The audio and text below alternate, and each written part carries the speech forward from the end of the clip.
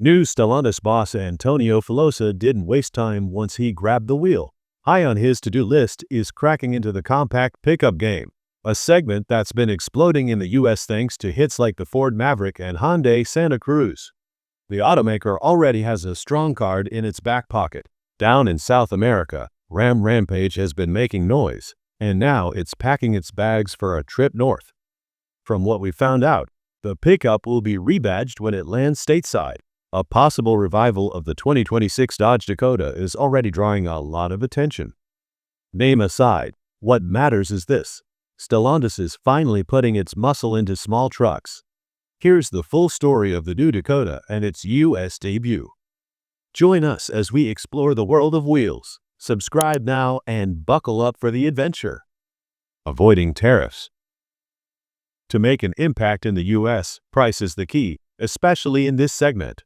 Compact trucks live or die by their value, and slapping on heavy import taxes would kill that edge. Tariffs are already spiraling out of control, so Stellantis isn't going to risk it. Instead, production plans are shifting. The blueprints are already being redrawn and space is being carved out to assemble the 2026 Dakota right here in the States, based on the South American Rampage. That's not just smart for the sticker price. It's a win for buyers too.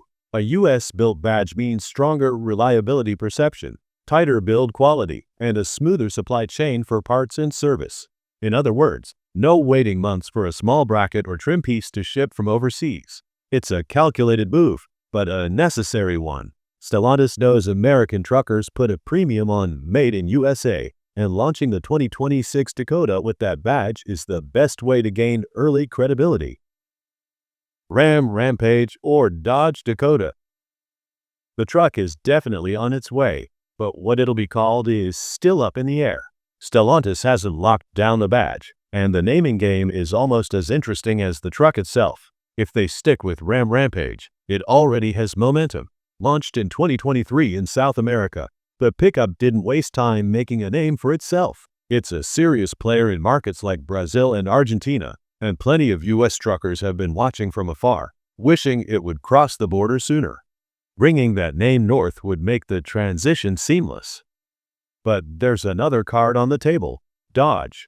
Even though this brand stepped back from pickups years ago, it still carries a ton of weight in truck culture.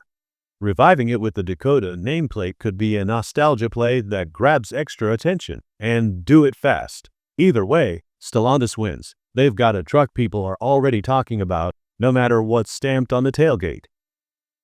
Powertrains.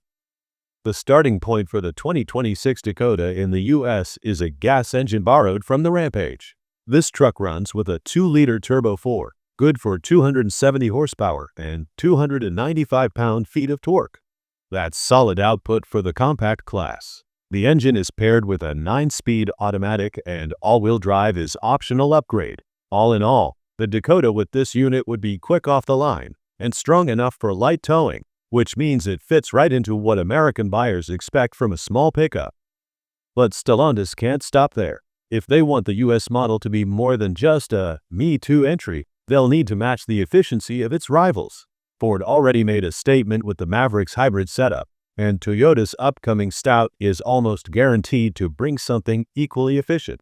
A hybrid Dakota would not only make headlines, but also give it the kind of everyday usability, and something buyers in this segment love: a high MPG rating. One thing you won't see for sure is a diesel, even though South America gets that option. That's not happening stateside. Emissions regulations are cooling down, as well as the US market's appetite for oil burners. Gas and hybrid powertrains are where Stellantis needs to focus. Release date and price. The company is pushing hard to get this truck here, and the clock is ticking. Early talks even floated the idea of importing the Rampage directly, but if recent history taught us anything, it's that those kinds of plans rarely survive. Plenty of automakers have tried to shortcut their way into the US market with imported vehicles, and nearly all of them ended up scrapping the idea. Stellantis is sticking with it, only smarter. By building the Dakota here, they've cleared the biggest hurdle. The plan is to roll it out as a 2026 model, wearing either a Ram or Dodge badge, with production starting soon enough to hit showrooms on time. As for pricing, keeping it under $30,000 is going to be a serious challenge. Hyundai Santa Cruz and Ford Maverick were both launched with lower starting points, but as demand soared, their tags crept up fast. Even before tariffs started shaking things up, both were already flirting with the 30 grand line. With new taxes, they'll climb over it. That leaves Stellantis in a tough spot.